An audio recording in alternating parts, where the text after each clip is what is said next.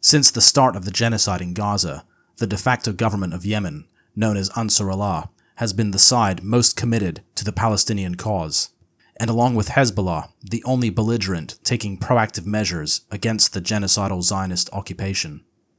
First, a naval blockade was initiated in the Bab al-Mandab Straits, cutting off all sea traffic to the southern port of Eilat, leading to complete cessation of all trade and the port's closure. Considered the poorest country in the Arab world, Yemen has shown incredible steadfastness and moral clarity in the face of the empire of lies, despite enduring a 7-year siege and ongoing bombardment by the oil companies, LARPing as countries, and used as Israeli proxies. Yemen remains on the battlefield, undeterred. Saudi Arabia and the UAE were both defeated and sued for peace after the forces of Ansar Allah began striking the only thing they care about, their oil facilities.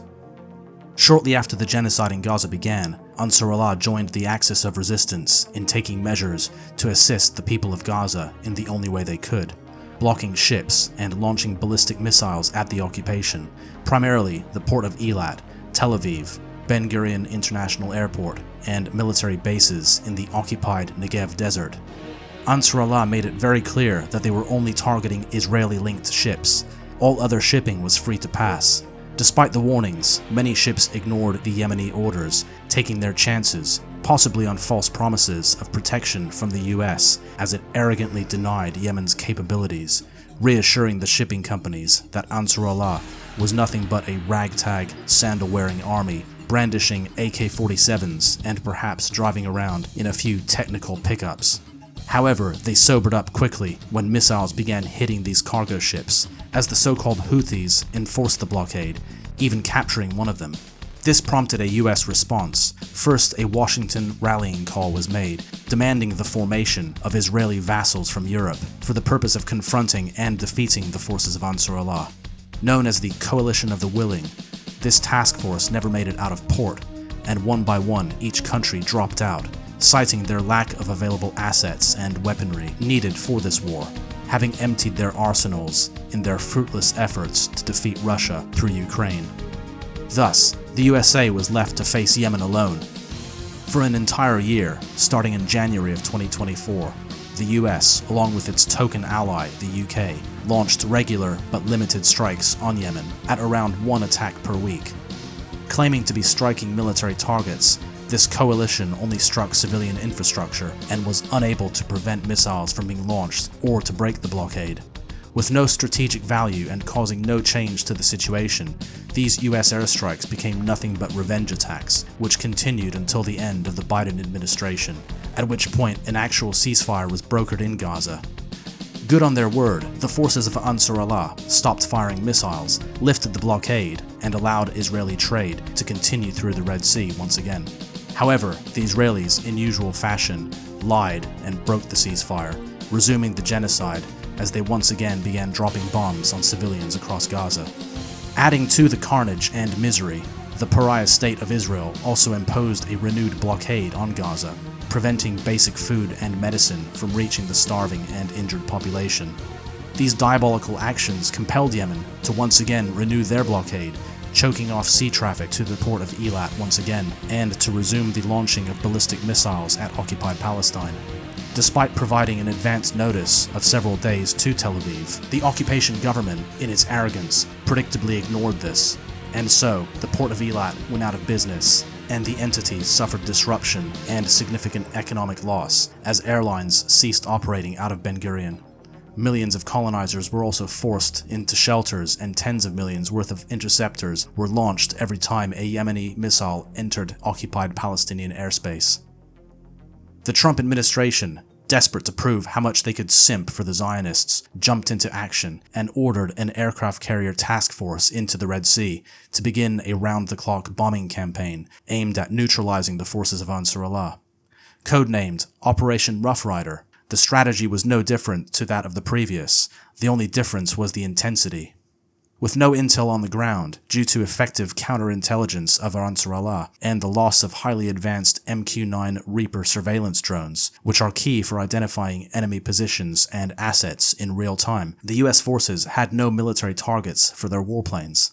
Did this stop them? No, of course not. Instead, they did what they do best, bombed civilians and then labeled them as Houthi combatants, just as the Israelis call children in Gaza Hamas and hospitals Hamas command centers, in their desperation to save face and appear to be making progress against an enemy they're unwilling or unable to confront on the ground.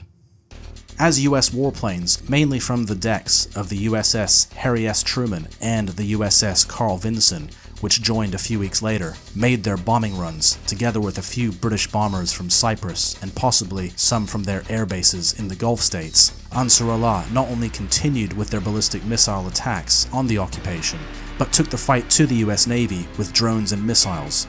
In a game of cat and mouse, Yemeni missiles and drones forced the US warships to retreat multiple times as the strike group struggled to fend off these attacks, which were hitting the carrier escort ships, and most likely the carriers themselves. The Yemeni air defense battalions had already shot down around 15 MQ-9 UAVs between October of 2023 and January of 2025, a remarkable achievement in safeguarding their skies. However, when the US increased the number of sorties against Yemen in March, the defenders upped their game and managed to shoot down 1 to 2 every week. This was completely unsustainable for CENTCOM, which was not only losing eyes in the sky, but also $30 million for every airframe lost, something that is not easily replaced. As the fighting intensified in the Red Sea, Yemeni forces managed to shoot down 2 F-18s in a matter of days. Given that an F-18 had already been lost in December to friendly fire, losing these warplanes was simply too much, both militarily and politically. At $70 million apiece, CENTCOM had to invent stories to excuse such losses, and friendly fire could only be used a single time if credibility were to be maintained. Otherwise, questions of competency would be raised. And so, the second F-18 was reportedly lost as it was under tow, being brought to the deck just as an enemy missile had been detected, heading directly for the USS Truman, forcing the carrier to take evasive action by making a sharp turn, resulting in the warplane sliding off the deck, along with its tow tractor, plunging into the Red Sea, as if the aircraft carrier was somehow doing donuts and handbrake turns. To even believe this story is to suggest that this 100,000-ton sea vessel is somehow capable of making quick and sudden movements and has the maneuverability of a jet ski. A laughable claim, yet this is what was printed in the headlines. Barely 1 week later, a third F-18 somehow falls overboard, this time due to a failed landing, as the aircraft missed the arresting cable, causing the pilot to overshoot the landing deck, allegedly. Although more believable, and such incidents do occur, it does suggest incompetence, as this is pilot error. However, given that a few days later, the US ceased all hostilities against Yemen, it is more than likely that this F-18 was also lost to enemy fire, and was one of the deciding factors leading to that decision. The embarrassment of having to admit that Yemeni forces shot down 2 of these advanced warbirds in less than a week was simply unbearable for CENTCOM, and thus they were willing to go with fabricated stories and incompetence. Whatever had to be said to avoid conceding that they'd been humbled by an inferior enemy. And so, after an 8-week air campaign, costing billions of dollars, losing 2 F-18s, 7 MQ-9 Reaper drones, and although not admitted, but more than likely, severe damage to several warships, including the aircraft carriers Truman and Vinson, CENTCOM threw in the towel and fled the battlefield, having achieved absolutely nothing. Failing to even interrupt Yemeni ballistic missile attacks on the Zionist occupation, the task force was unable to reopen the Red Sea to Israeli shipping.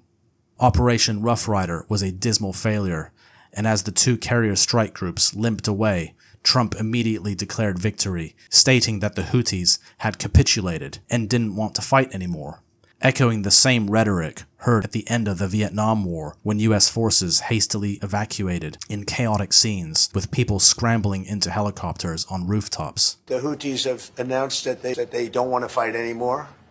They just don't want to fight, and they have capitulated. CENTCOM was tasked with two objectives. 1. To restore freedom of navigation in the Red Sea, and 2. To re-establish deterrence. Neither were achieved, and so Ansarallah missiles continued to fly, and the port of Eilat continues to die, remaining idle and bankrupt, costing the Zionist occupation billions in lost trade. The US retreated with its tail between its legs, leaving Israel to deal with Ansarallah alone, launching their own airstrikes as they desperately tried to save face by showing their public that they're doing something no matter how ineffective it may be. The problem with the US is it never learns. It is not possible to win a war from the air. There must be boots on the ground. America's refusal, or shall I say, inability to deploy an invasion force in Yemen demonstrates the weakness of the empire. Just 2 decades ago, it was able to assemble an invasion force and topple a regime which had a significant military that presented a challenge for US ground forces. The Iraqi army was large with advanced weapons, yet it was swiftly brushed aside in a matter of weeks. Ansarallah is very isolated, only controlling the western part of the country, comprising just 28% of the territory, with a hostile Saudi Arabia to their north, and US-backed puppets controlling the other parts of Yemen. Defeating the Houthis should have been simple. The US could assemble an army group in eastern Yemen, and together with the Saudis and other Yemeni factions, launch a ground invasion, taking Sana'a, and putting an end to this resistance group. So why hasn't the empire done this? The answer is simple. It can't. If Washington and Tel Aviv had the capacity to invade Yemen, they would have done so immediately. The truth is, the empire of lies is stretched thin. And what happens when a blanket is stretched? It tears. Its ground forces have been reduced to static bases and installations with no offensive capabilities. Idle outposts whose only potency is air power, which can only assist in taking and holding territory, but air power alone cannot replace a land army. For 10 years, Yemen has withstood and survived proxies of the empire and the empire itself, including its very core in Tel Aviv. And so far, the forces of Ansarallah have proven impossible to defeat. Not only have they humiliated the empire, but they demonstrated that it is possible to defeat the United States in open combat. And the USA and Israel are still talking about the strategic defeat of Iran. They truly are detached from reality. But as a wise French general once said, never interrupt your enemy when he's making a mistake.